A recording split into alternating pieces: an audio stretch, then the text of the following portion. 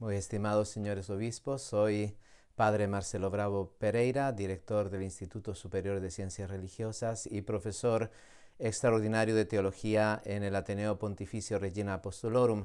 Es con una grande alegría que me dirijo a ustedes para comentar el capítulo 8 de la Fratelli Tutti.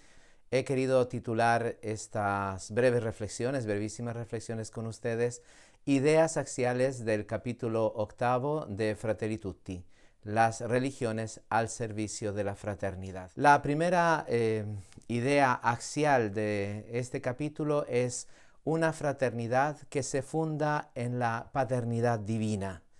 En la paternidad divina. Somos hermanos no porque somos iguales, y aquí es donde uno puede encontrar la diferencia entre una visión iluminística, una visión mundana de la fraternidad y la auténtica visión fraterna que la Iglesia Católica y que otras religiones también están promoviendo. Somos iguales, tenemos la misma dignidad porque somos hijos de un único Padre.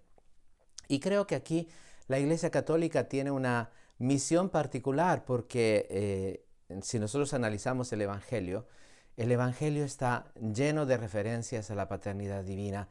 El cristianismo en particular, recordemos que en todo el Nuevo Testamento se habla casi 170 veces, se refiere de Dios como Padre.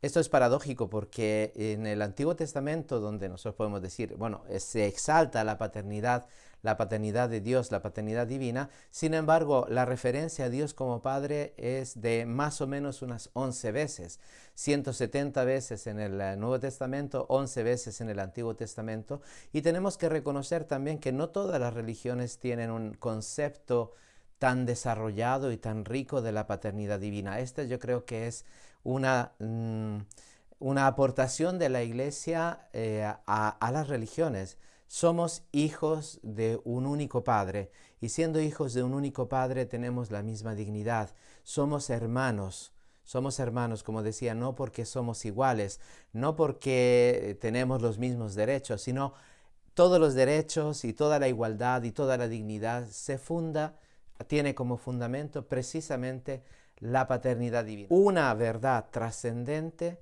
que supere el interés particular. Y esto va de alguna manera a superar ese estado de naturaleza de los que hablaban algunos filósofos iluministas, ¿no? De la guerra de todos contra todos, y por lo tanto la necesidad de un Estado que esté por encima de todos para poder, de alguna manera, renunciando cada uno a un aspecto de la libertad, poder tener una convivencia social.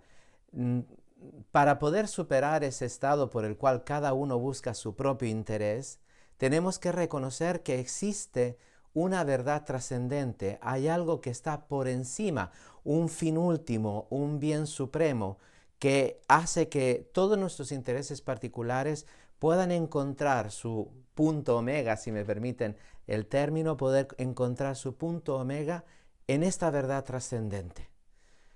Las religiones de alguna manera promueven esta dimensión trascendente de la existencia. Esta verdad trascendente supera los intereses particulares y es una verdad trascendente en la que todos los hombres se pueden reconocer.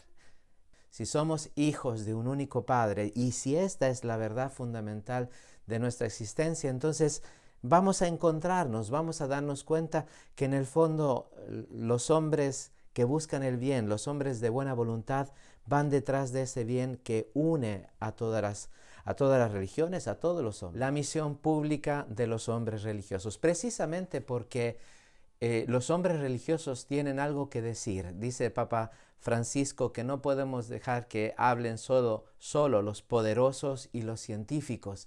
También los hombres religiosos tienen algo que decir, y esto pues precisamente sacando inspiración de los propios textos religiosos.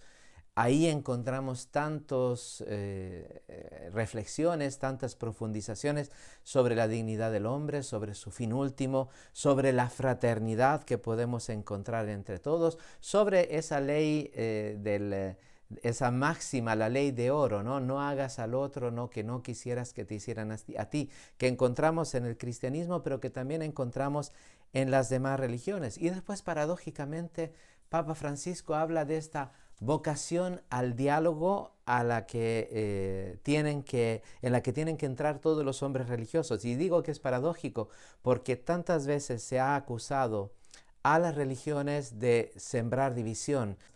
Y esta es una invitación que Papa Francisco nos hace, de que tenemos que esforzarnos realmente para poder alcanzar este diálogo que es una grande fatiga, pero es muy importante, en primer lugar a nivel religioso, para proponerlo al mundo, para que el mundo crea.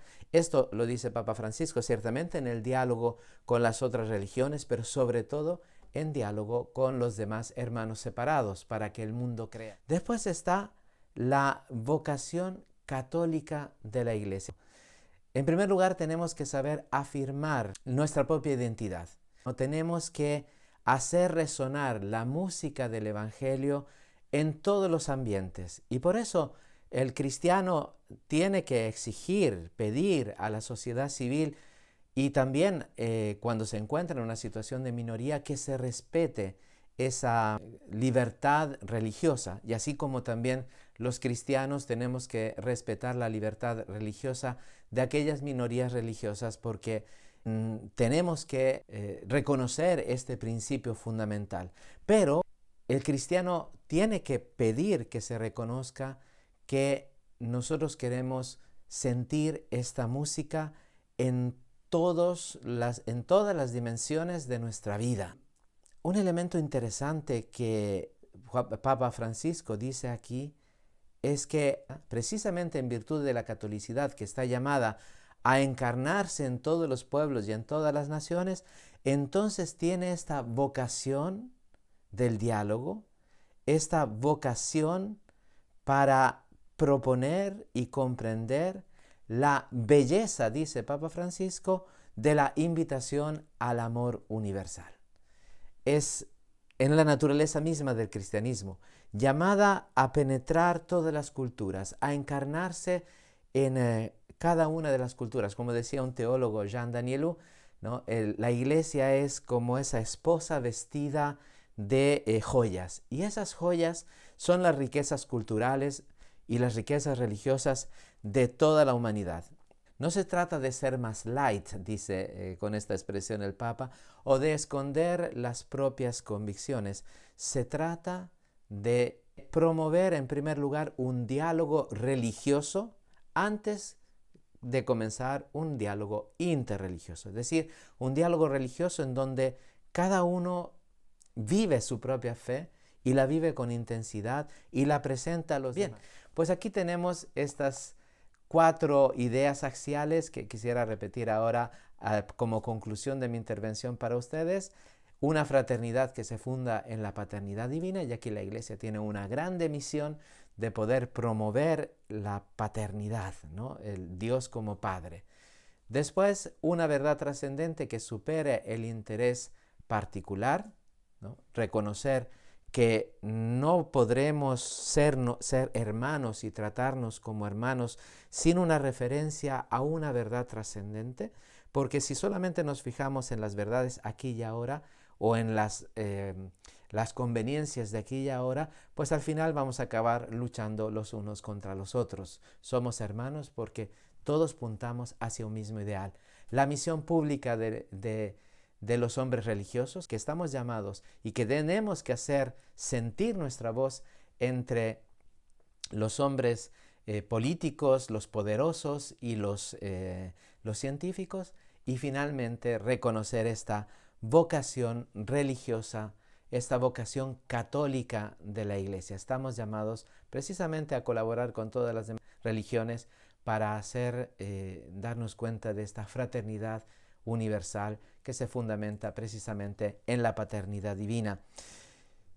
Las consideraciones de Papa Francisco son consideraciones que están apegadas al Evangelio. No son consideraciones mundanas. La fraternidad universal de la que habla Papa Francisco no es iluminista, sino que es evangélica. A este punto quisiera recordar como conclusión la Gaudium et Spes número 22. Jesucristo murió por todos y la vocación del hombre, de todo hombre, es una sola, ¿no? El poder, la cristificación, el poder transformarse en Cristo. Y por este motivo todos los hombres están llamados a esto. Y la Iglesia, desde esta perspectiva, humanizando al hombre, haciéndolo más humano, más fraterno, está preparando la acción del Espíritu Santo que sopla en cada corazón humano. Este es el mensaje que quería mandarles. Les agradezco mucho. Seguimos rezando para que el Señor y el Espíritu Santo pueda llegar a sus corazones, iluminarles, y también nos ponemos bajo el manto de la Virgen de Guadalupe. Que Dios les bendiga. Muy buenas tardes.